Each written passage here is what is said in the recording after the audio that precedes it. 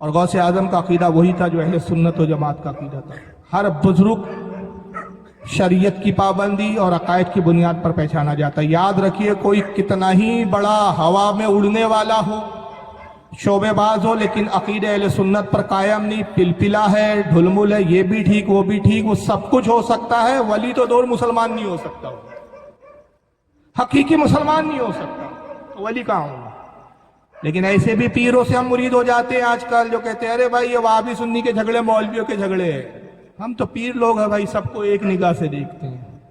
میں نام نہیں لیتا، ایک بہت بڑے مقرر صاحب ہیں، نام اس لیے لیتا ہوں کہ آج کل کیا ہے، ہر بھانڈ کو ہم مشہور کر دیتے ہیں، ہر منورنجن ٹھٹے باز کو مشہور کر دیتے ہیں. بہت بڑے علامہ ہیں اس وقت.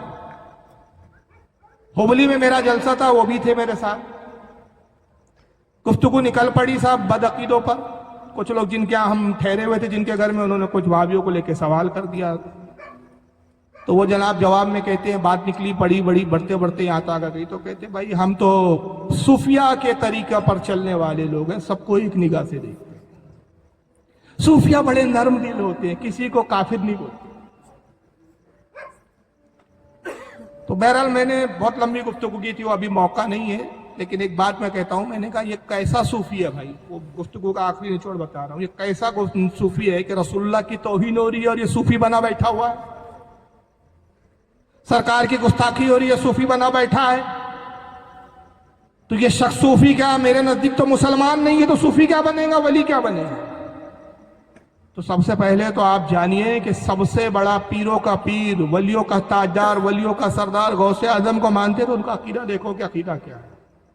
وہ عقیدہ انہوں نے گنید الطالبین میں لکھے. یہ کتاب ہے ان کی عربی زبان میں، سر الاسرار و مظہر الانوار.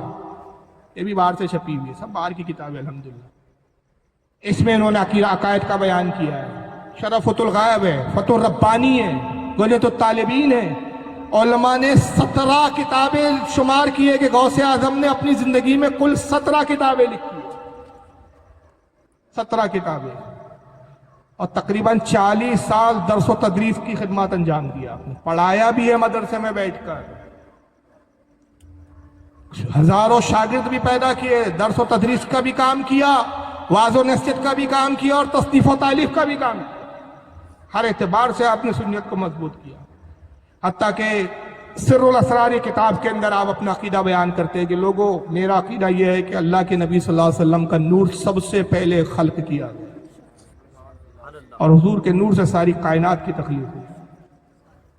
گنید الطالبین میں آپ اپنا عقیدہ بیان کرتے ہیں کہ ہمارا عقیدہ یہ ہے کہ نبی کریم صلی اللہ تعالی وسلم نے شب معراج بیداری کی حالت میں اپنی ماں کی آنکھیں سے اپنے رب کا دیدار کیا. بے شک بے شک بے شک. میں یہ عقیدہ اس لیے بیان کر رہا ہوں، یہ ریکارڈ ہو رہی ہے، نیٹ پہ جائیں گی کل. تو آج کل ایک اور شوشہ چلا ہے کہ کچھ اہل حدیث یہ دعویٰ کر رہے ہیں کہ غوث پاک ہماری جماعت کے تھے، اہل حدیث تھے. دلیل بولے گنید الطالبین میں. اچھا کیا ہے گنید الطالبین میں؟ ان کی کتاب میں، حالانکہ اس پر بھی علماء میں اختلاف ہے کہ غوث پاک کی کتاب ہے یا نہیں.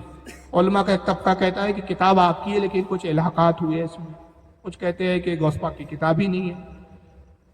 لیکن راجح قول یہ ہے کہ کتاب تو غوث پاک کی ہے لیکن کچھ باتیں اس میں الحاق کی گئی.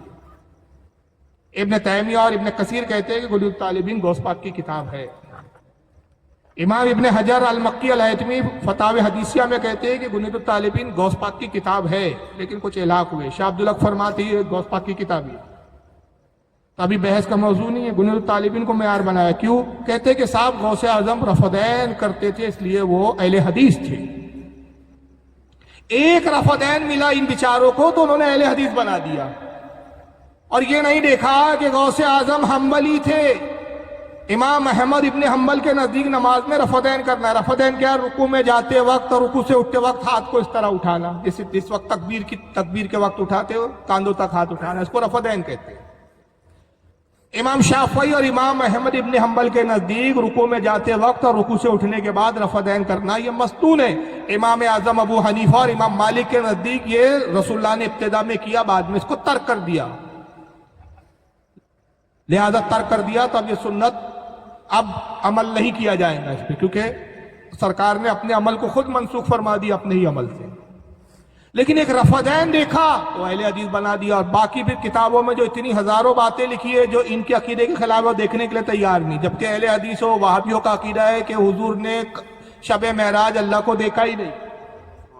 اور غوث اعظم قدرت الطالبین صفحہ نمبر 178 جلد نمبر 1 جو الفاظ نقل کر رہے ہیں اس میں کہتے ہیں ہمارا عقیدہ ہے، یہاں سے شروع کیا آپ نے، ہمارا عقیدہ ہے کہ شب معراج نبی پاک صلی اللہ علیہ وسلم نے اپنے ماتھے کی آنکھوں سے، دل کی آنکھوں سے نہیں، ماتھے کی آنکھوں سے اپنے رب کا دیدار کیا۔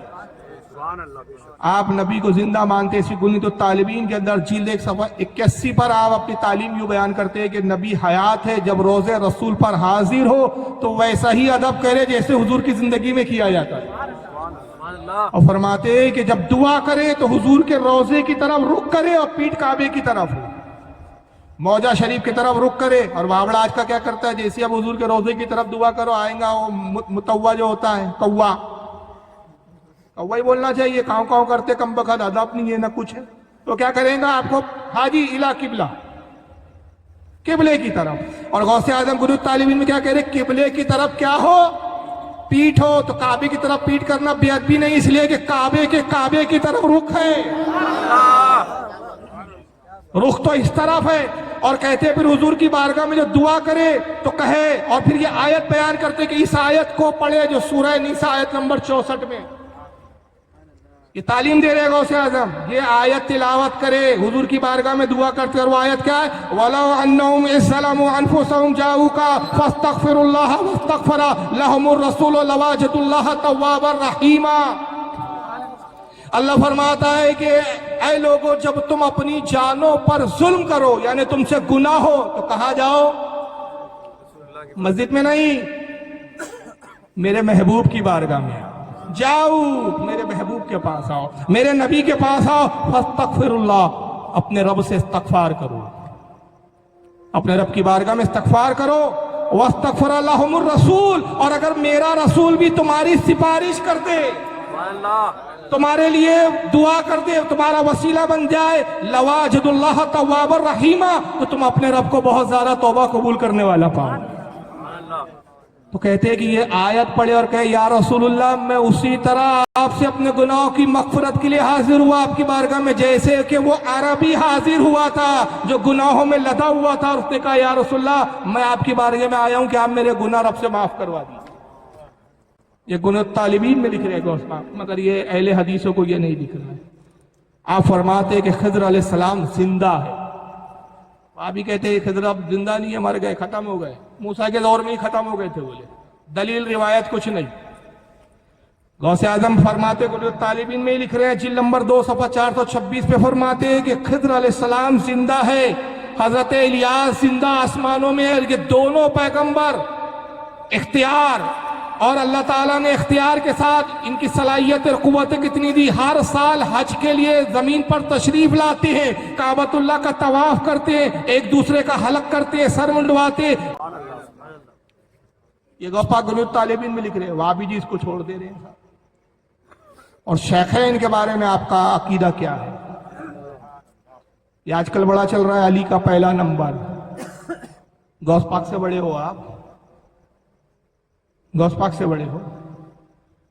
آپ فرماتے ہیں کہ تمام انبیاء کے بعد سب سے افضل ابو بکر صدیق ہے۔ سبحان اللہ، بے شک گنیت الطالبین جلد نمبر 1 صفحہ نمبر 196 196 پہ لکھ رہے ہیں تمام انبیاء کے بعد سب سے افضل کون ہے؟ ابو بکر صدیق، پھر اس کے بعد حضرت عمر فاروق، پھر اس کے بعد حضرت عثمان غنی، اور پھر کہتے ہیں اس کے بعد حضرت مولا کائنات علی، چوتھے نمبر پہ حضرت علی۔ کون کہہ رہا ہے؟ جو علی کا شہزادہ ہے۔ سبحان اللہ۔ تو اب ہم علی کے شہزادے کی مانیں کہ آج کے جمعہ 8 دن کے مدرسے کے مولوی صاحب کی مانیں؟ اور پھر فرماتے ہیں کہ ابو بکر صدیق خلیفہ برحق ہے۔ اور پھر ایک روایت نکلی، کہتی کہ روایت ہم تک مستند ذرائع سے پہنچی، یہ ان کے الفاظ میں ایک ابھی وقت نہیں ہے کیونکہ اشارہ ہو گیا، ورنہ ارادہ تو یہ تھا کہ میں کتابیں لایا اس لیے تھا، صرف دکھانے کے لیے نہیں، کہ بے عینی عبارتیں پڑھوں۔ میں نے نشانات بھی لگا کے رکھے، چٹیاں لگا کے رکھی ہے اس میں کہ کھولوں پڑھوں، لیکن وقت نہیں ہے، اتنا وقت ہی نہیں ہمارے پاس، اشارے ہو رہے کہ بھائی ختم کرنا ہے، بس عین پہ آ گیا ہوں۔ تو میں اپنی زبان میں دہرا دے رہا ہوں اس کو. کوشش کریں گے کہ جو میں بول رہا ہوں اس کو اسکین کی شکل میں ہم ڈال دیں بعد میں. جی آپ کیا فرماتے ہیں کہ ابو بکر صدیق خلیفہ برحق تھے. یہ روایات ہم تک معتبر ذرائع سے پہنچی کہ خلیفہ بننے کے بعد 3 دن تک آپ منبر پر آئے. یہ غوث پاک لکھ رہے ہیں. یہ ان جاہل مولویوں اور جاہل پیروں کو سبق حاصل کرنا چاہیے جو اپنے آپ کو قادری تو بولتے لیکن غوث اعظم کے عقیدے سے انحراف کر رہے ہیں. کہتے 3 دن تک حضرت ابو بکر صدیق منبر پہ اور کہا لوگوں اگر تم میں سے کسی کو میری خلافت پر اعتراض ہو, اگر ایک شخص بھی میری خلافت پر اعتراض کرے تو میں ابھی تخت خلافت سے اترنے کے لیے تیار ہوں. یہ غوث پاک لکھ رہے ہیں. تو فرماتے ہیں کہ 3 دن جب آپ اعلان کیا تو سب سے پہلے جو شخص اٹھتا تھا وہ حضرت علی ہوتے تھے اور اٹھ کے کہتے تھے ابو بکر آپ ہمارے خلیفہ ہے جس کو رسول نے آگے بڑھا دیا, اب ہم میں سے کسی کی مجال نہیں کہ ہم اس کو پیچھے کر دیں. یہ غوث اعظم اپنا عقیدہ بتا رہے ہیں. امیر معاویہ رضی اللہ تعالیٰ عنہ کے بارے میں آپ فرماتے ہیں کہ لوگوں امیر معاویہ کے بارے میں اپنی زبانوں کو خاموش رکھتے ہیں. حضرت علی سے جو ان کے اختلافات ہوئے حق علی کے ساتھ تھا, ان سے خطائے اجتہادی ہوئی, لیکن چونکہ صحابی ہیں اور امام حسن نے ان کی خلافت کی بیعت کر لی, انہیں مملکت اسلامیہ کا بادشاہ تسلیم کر لیا اور ان کی خلافت پر صحابہ کا اتفاق ہو گیا, لہذا ہم اپنی زبان تان و تشنیع نہیں کرتے, ہم ان کا ادب و احترام کرتے ہیں. یہ غوث پاک کہتے ہیں. اور اختیار اولیاء کے تعلق سے کیا فرماتے ہیں؟ کہتے ہیں کہ اللہ تعالیٰ نے ولیوں کو کیسے اختیار دیے. میں ان کی عبادت پڑھ رہا ہوں کیونکہ عبادت بڑی زبردست ہے. اپنی زبان میں کہوں گا تو مزہ نہیں آئے گا. فتح الغیب صفحہ نمبر 68. بڑی پیاری بات کہی ہے غوث پاک نے کہ ولیوں کو اللہ نے کتنے اختیار دیا. آج وہ بھی بولتا ہے کہ محمد صلی اللہ علیہ وسلم کو اختیار نہیں ہے, جس کا نام محمد و علی ہے اس کو اختیار نہیں ہے, اور ہم اس کو 11ویں میں بلا رہے ہیں وابڑے کو. اور غوث پاک اپنا عقیدہ فتح الغیب اپنی کتاب میں خود کیا لکھ رہے, کہتے ہیں قال اللہ تعالیٰ فی بعض کتبہ, کہ اللہ تعالیٰ نے اپنی بعض کتابوں میں یہ بیان فرمایا کہ رب ارشاد فرماتا ہے, یعنی حدیث قدسی نقل کر رہے, حدیث قدسی کوٹ کرتے کہتے ہیں کہ اللہ فرماتا ہے یا ابن آدم انا اللہ الذی لا الہ الا, اللہ کہتا ہے اے میرے بندے, اے آدم کی اولاد, میں ہی تیرا رب ہوں, میرے علاوہ کوئی عبادت کے لائق نہیں. اے آدم کی اولاد میں تیرا رب ہوں. انا اقول للشیء کن فیکون, میری شان یہ ہے کہ جب میں کسی چیز کے لیے کہتا ہوں ہو جا, وہ چیز ہو جاتی. میں جب کسی چیز کو وجود دینا چاہوں کہ کن ہو جا, فیکون ہو گئی. اتینی اجعلکا تقول للشیء کن فیکون, اے میرے بندے تو میری اطاعت کر میرا بن جا, جب تو اطاعت کر کے میرا بن جائے گا تو میں تیری بھی شان ایسی کروں گا کہ تو کہیں گا کن ہو جا فیکون ہو جا. اس ایک جملے میں سارے اختیار آ گئے. تو اب کوئی ولی کہے اے اللہ اس مردے کو جلا دے, کن فیکون, مردے کو جلا دیا, شفا دے دیا, سب کن فیکون میں آ گیا. یہ شان اور یہ اختیار کون دے رہا ہے؟ اللہ تعالیٰ عطا کر. اور پھر آگے وضاحت کرتے کہتے وَقَدْ فَعَلَ ذَلِكَ بِكَثِيرٍ مِّنْ أَنْبِيَائِهِ وَأَوْلِيَائِهِ وَخَوَّاصِهِ مِنْ بَنِي آدم, اور یہی طاقت و قوت, یہ اختیارات اللہ نے تحقیق اپنے بہت سارے انبیاء کو, اولیاء کو, خواص کو, اولاد آدم کو عطا کیا. اولیاء کے اختیار کا ذکر کر رہے ہیں. پھر گنیت الطالبین کے اندر جلد 1 صفحہ 258 پر آپ تعلیم دیتے فرماتے ہیں لوگوں 40 ابدال ہے جو دنیا کا نظام سنبھالے. ان وابی سے پوچھو کہ اہل حدیث تو بڑے جلدی بول دیا آپ نے غوث پاک کو, مانتے ہو کہ تم 40 ابدال؟